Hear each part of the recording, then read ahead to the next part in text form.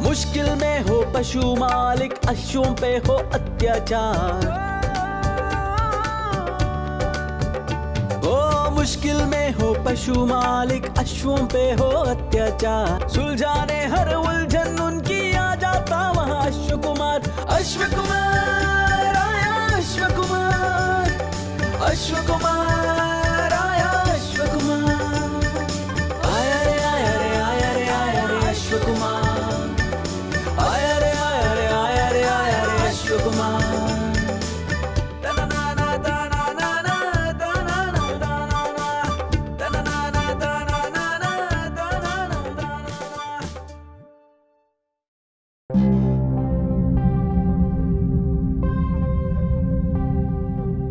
दो दिन में बस इतनी ईंटें? अभी आखिरी मौका दे रहा हूँ। रे कलुआ, तेरा खच्चर तो बड़ा मटक मटक के चल रहा है बे।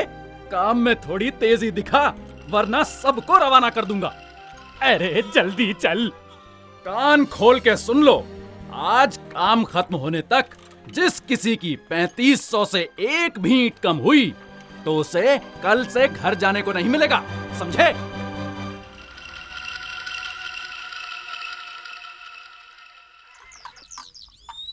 वाह वाह, आज तो बड़े खुश लग रहे हो मियाँ मिट्ठू। ताजी ताजी घास का नाश्ता, भरपेट पानी और सुबह की ठंडी हवा, बस मिट्ठू खुश। तुम्हारे इन कामचोर खच्चरों से सबको नुकसान होता है। अरे इनको थोड़ा जल्दी जल्दी हाँको, समझे?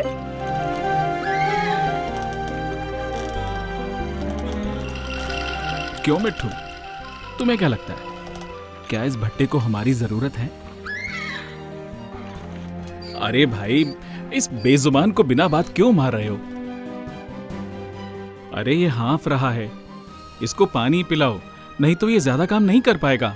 अरे दीनू सुन, ऐसा कर, इसे बेचकर एक ढंग का जानवर खरीद ले। ये ईंटें ढोना इसके बस का काम नहीं है। अगर आप लोग इस जानवर को बीच बीच में पानी पिलाते रहें और कम सामान लाते तो शायद ये जरूरत भर की ईंटें निकाल पाए। ऐसा है भैया, हमें ज्ञान तो दो मती और चलो अपना रास्ता नापो, समझे? तुम्हारी वजह से इसका भी नुकसान हो जाएगा और भट्टे का भी। और तुम वैसे हो कौन? मेरा नाम है अश्व कुमार और ये है मिट्ठू, मेरा यार। अश्व कल्याण की बातों को जो बिल्कुल भी ना टालेगा। खुश होकर फिर अश्व तुम्हारा सारा काम निकालेगा। अच्छा, सारा काम भी हो जाए और जानवर भी खुश रहे तो ठीक है। तुम एक काम करो, अपने जानवर को खुश रखते हुए एक दिन के अंदर अंदर 3500 ईंटें निकाल के दिखा दो, फिर तुम्हारी सारी बातें मान लेंगे। क्यों भाई? ना ठीक है भैया, मुझे मंजूर है, लेकिन मेरी भी एक शर्त है। अगर मैंने तुम्हारी तय ईंटें निकाल दी तो तुम सबको मेरी हर बात सुननी ही नहीं, माननी भी पड़ेगी। हाँ हाँ ठीक है, हमें भी मंजूर है। क्यों मिट्ठू, तैयार है थोड़ी कसरत के लिए? बाकी तैयारी तो सब कर ली, पर सबसे जरूरी तैयारी तो भूल गए। जो बोलो सब कर देंगे, कुछ काम नहीं दुश्वार। प्यार के आगे आपके ये सब छड़ियां बेकार।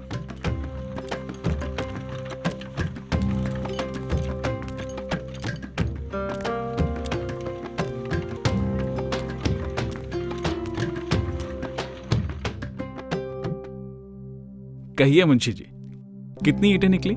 3500। तो मुंशी जी, अब तो मेरी बातें सुननी ही नहीं, माननी भी पड़ेंगी। मानेंगे ना? तो कल हम सब काम शुरू करने से पहले यहीं पर मिलते हैं और जानने की कोशिश करते हैं कि कैसे हम हमारे जानवरों को खुश रखते हुए ज्यादा काम निकाल सकते हैं। मुझे पता है कि आप सभी को जानवर पालने का तजुर्बा है। मैं यहाँ सिर्फ वो जानकारियां दूंगा जिनसे आप इनसे प्यार और दुलार के साथ काम ले सकते हैं, और अगर इनकी देखभाल में कुछ गलतियां हो रही हैं तो उन्हें सुधार सकते हैं। अब जो बातें मैं कहने जा रहा हूं उनका ध्यान रखेंगे तो समझो, जानवर खुश और हम खुशहाल। सबसे पहले बात करते हैं व्यवहार की। देखो भाइयों, अगर कोई तुम्हें धक्का मारकर, खींचकर या डंडे मारते हुए कहीं ले जाए तो क्या ये व्यवहार तुम्हें अच्छा लगेगा? बुरा लगेगा ना? हमारे ये चार पैरों वाले दोस्त भी बहुत समझदार होते हैं। ये बोल नहीं पाते, पर हमारी बातों के लहजे को बखूबी समझते हैं। इन्हें तुम्हारा बुरा व्यवहार याद रहता है, इसलिए ये अच्छे से काम नहीं कर पाते। क्यों मिट्ठू? आपका घोड़ा समझदार है, मगर हमारे तो बिना मार के समझते ही नहीं है। क्योंकि इसका सही कारण आपने नहीं देखा। आप अपने पशुओं पर जरूरत से ज्यादा वजन लाद कर उन्हें बिना पानी पिलाए, आराम कराए, उनसे लगातार काम करवा रहे हैं, जिसकी वजह से वो काम नहीं कर पा रहे हैं। आपने देखा नहीं मैंने मिट्ठू से कैसे काम लिया? इसका मतलब कि वो परेशानी की वजह से काम करने में आनाकानी कर रहे थे। एकदम सही बोले भैया। लाठी मारने या जबरदस्ती खींचने से उनमें डर बैठ जाता है, जो उन्हें मानसिक रूप से परेशान कर देता है। इसलिए ऐसा व्यवहार तो बिल्कुल ही नहीं करना चाहिए। लेकिन अगर वो कहीं जाना ना चाहे तब भी ना खींचे? तो उसे खींचने के बजाय प्यार से नियंत्रित करें। अब इसे देखिए, ये खच्चर किसका है? मेरा। अरे भाई, इसके पैर क्यों बांधते हो, और वो भी इतनी कस के कि इसके पैर ही छिल गए हैं। अगर बांधना भी पड़े तो मुलायम रस्सी का प्रयोग करें, और रस्सी को कभी भी ज्यादा कस के ना बांधें। एक और जरूरी बात, अपने जानवरों की गद्दियां, लगामें वगैरह हमेशा मुलायम और अच्छी किस्म के ही लें। अब इसके मोहरे और रस्सी को देखो, कितनी कड़ी है, और इसका एक कोना तो पूरी तरह से घिस चुका है। इसकी रगड़ से इसके मुंह पर घाव हो रहे हैं। ये देखो, ये कितनी मुलायम रस्सी और मोहरा है। अगर ये आरामदायक नहीं होगा तो हमें इनको संभालने में मुश्किल होगी, और ये भी परेशान रहेंगे। एक और जरूरी बात, ज्यादातर लोग घोड़े में लगाम लगाते हैं, जो वैसे तो इस्तेमाल नहीं करनी चाहिए, लेकिन अगर करनी पड़े तो ध्यान रखें कि ये नुकीली या धारदार न हो, जिससे उन्हें कोई तकलीफ पहुंचे। क्या आप सबको ये पीठ की गद्दी दिख रही है? जी हाँ। एक तो ये बड़ी खराब किस्म की है और बिल्कुल ही घिस चुकी है। क्या आप सभी लोग इसकी पीठ के घाव को देख पा रहे हैं? ये इसी खराब गद्दी की वजह से हुए। सोचो, अगर ये इस पर ही बोझ ढोएगा तो इसकी पूरी चमड़ी ही खराब हो जाएगी। अगर पीठ पर ऐसा घाव होगा तो भला ये कैसे काम करेगा?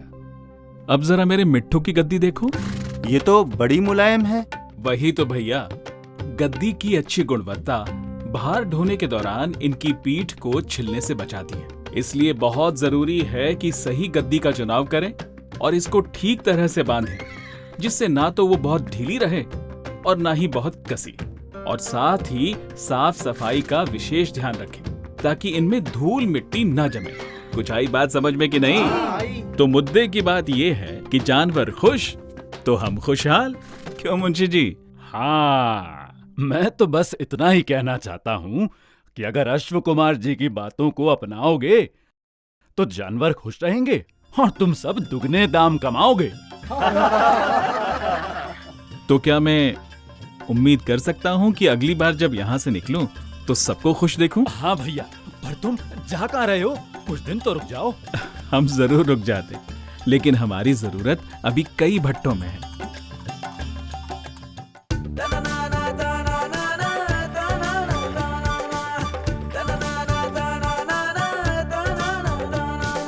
मुश्किल में हो पशु मालिक, अश्वों पे हो अत्याचार।